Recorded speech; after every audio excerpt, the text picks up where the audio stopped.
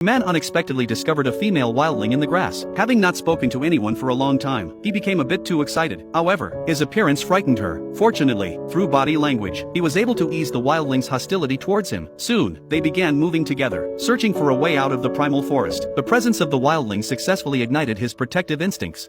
After spending some time together, they seemed like a couple, snuggling to keep warm. However, when the man awoke, he found himself holding nothing but air. It turned out that after a series of blows, his mind had turned into a muddled mess, and the wildling was merely a figment of his imagination. At that moment, his heart felt like it had been stabbed 1,000 times. He only wanted to end it all.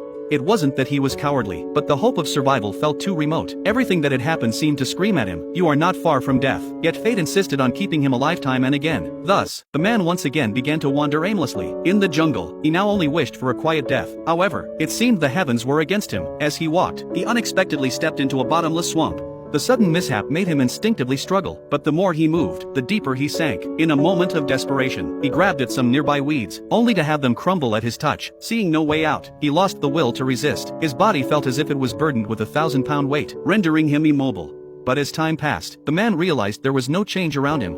What he looked like an hour ago was exactly the same now. It turned out the swamp was just a shallow mud pit. At that moment, he could only laugh in disbelief. Now, even wanting to die felt like an extremely unrealistic wish. Once he regained a bit of strength, he began to attempt to move his body. Slowly, using the little energy he had, he made his way to the riverbank. Till that moment, he could no longer struggle.